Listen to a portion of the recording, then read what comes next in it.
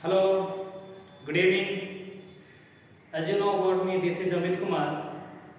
जैसा कि आप जानते हैं कि लाइट चैप्टर चल रहा है, उस पे पिछले लेक्चर में मैंने ये डिफाइन किया था कि स्फेरिकल मिरर क्या होता है. आइए उसको रिकैप कर देते हैं एक बार जल्दी से कि स्फेरिकल मिरर क्या होता है. The spherical mirror is kinds of mirror which has reflecting surface is curved. जिसका रिफ्लेक्टिंग सरफेस कैसा हो, कर्व्ड हो, वो कैसा होता है स्फेरिकल मिरर. वो दो टाइप से होते हैं, एक होता है कॉनकेव मिरर एंड एक होता है कॉन्वेक्स मिरर. आइए इसको डायग्राम से देखते हैं, ऐसे समझ में आएगा. कॉनकेव क्या होता है, कॉन्वेक्स क्या होता है. कॉनकेव का मतलब जिसका आउटर पोर्शन कोटेड हो और इनवर्ड पोर्शन क्या हो, रिफ्लेक्टिंग सरफेस हो. रिफ्लेक्टिंग सरफेस हो वो क्या होगा आपका कॉनकेव. क्या होगा कॉनकेव मिरर. और सेकंड में कॉन्वेक्स में जिसका इनवर्ड पोर्शन कोटेड हो, जिसका इनवर्ड पोर्शन कोटेड हो और आउटवर्ड पोर्शन रिफ्लेक्टिंग सरफेस हो, तो उसको बोलते हैं क्या, उसको बोलते हैं हम कॉन्वेक्स मिरर. Convex mirror. जैसे कि आपके घर में क्या होगा, एक स्पून पड़ा होगा, स्पून में देखे होंगे इस शेप का होता है, एक इनवर्ड होता है, एक आउटवर्ड होता है. उससे समझ में आ जाएगा कि अगर आउटर पोर्शन को आप कोटेड करते हैं तो इनवर्ड पोर्शन रिफ्लेक्टिंग सरफेस रह जाता है जो आपका कॉनकेव होगा. जब इनवर्ड पोर्शन को आप कोटेड करते हैं तो आउटवर्ड पोर्शन रह जाता है, वो क्या होता है कॉन्वेक्स होता है. आई थिंक समझ में आ गया. चलिए इसको रेस करते हैं. और रे का जो भी रूल्स हो, किस रूल पे फॉलो करती है रे और कैसे ये प्रोपेगेट होती है और उसके बाद रिफ्लेक्ट कैसे होती है, आज उसको देखेंगे. ओके आइए.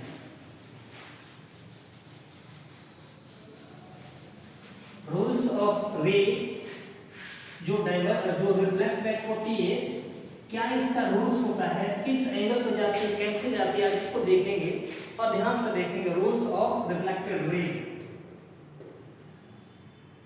Rules of reflected raise. ठीक है, ध्यान से रखिएगा क्योंकि ये मोस्ट इंपोर्टेंट है. क्योंकि अगर कॉन्केव और कॉन्वेक्स मिरर में आप इमेज फॉर्मेशन कर रहे हैं तो आपका रे डायग्राम आना बहुत जरूरी है. और रे डायग्राम में ये रूल्स ऑफ रिफ्लेक्टेड रे आना बहुत जरूरी है. अगर ये आ गया मतलब कि आप जानते हैं कि कैसे इमेज फॉर्मेशन होता है कॉन्केव और कॉन्वेक्स मिरर में. ओके आइए देखें. कॉन्केव मिरर ले लेते हैं. ठीक है, इसमें आप देख लीजिए, इसको बोलते हैं क्या, पोल.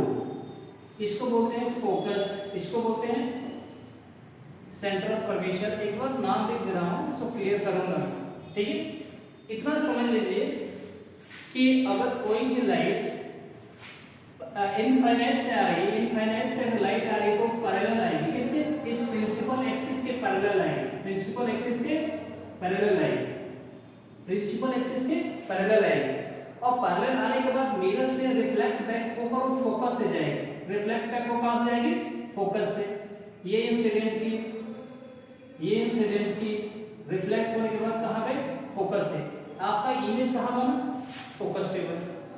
पहला कंडीशन कि अगर इनफाइनाइट से कोई रे आती है तो रिफ्लेक्ट बैक होने के बाद कहां से जाएगी, फोकस से जाएगी. क्लियर है, फर्स्ट केस. ध्यान रखिएगा, this is the most important. Next one, same category होगा कॉन्वेक्स के केस में भी. ओके आइए देखते हैं सेकंड वन कि अगर कोई, जरूरी नहीं कोई भी रे डायरेक्ट आएगी, पैरेलल नहीं आएगी. अगर मान लेते हैं यहाँ फोकस है, ये आपका पी पोल है, सी सेंटर ऑफ कर्वेचर. अगर कोई रे डायरेक्ट फोकस से आए, तो उसका क्या होगा देख लेते हैं. अगर इंसिडेंट डायरेक्ट फोकस से आ रही है तो डायरेक्ट कोई मिरर की कैपेसिटी होती है, कैरेक्टरिस्टिक होती है, उस रे को पैरेलल कर देगा. किसके, इस प्रिंसिपल एक्सिस के इम्पीडेंस के पैरेलल कर देगा उस रे को. ठीक है, अगर रे डायरेक्ट फोकस से इंसिडेंट होती है मिरर पे तो पैरेलल कर देगा किसके, प्रिंसिपल एक्सिस के. ध्यान रखिएगा. नंबर सेकंड, आई थिंक समझ में आ गया होगा कि कैसे इंसिडेंट कर रही है, रिफ्लेक्ट बैक करने के बाद कहां जा रही है और कैसे जा रही है. ये सिनेरियो ध्यान रखिएगा. ओके आइए देखते हैं थर्ड केस. थर्ड केस में ये है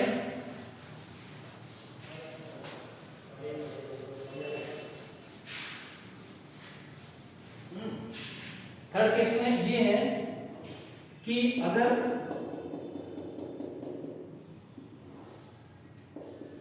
रे अगर आपका रे सेंटर ऑफ कर्वेचर से पास करती है, ठीक है, अगर इंसिडेंट करती है इस पे, तो रिफ्लेक्ट बैक भी किस पे कर जाएगी, उसी पर सेम पाथ पे इंसिडेंट करेगी और उसी पाथ पर रिफ्लेक्ट बैक भी हो जाएगी। ठीक है, इस कंडीशन को ध्यान रखिएगा। और नंबर 4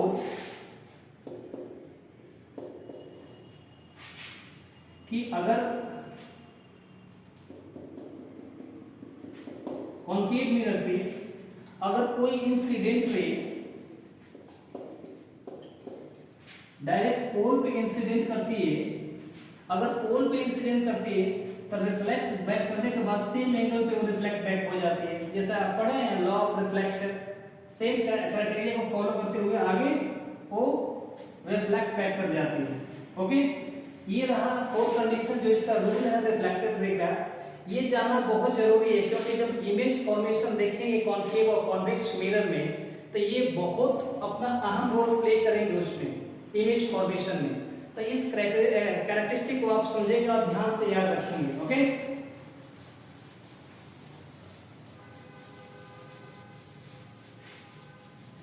आइए देखते हैं कुछ नोमेनक्लेचर देख लेते हैं।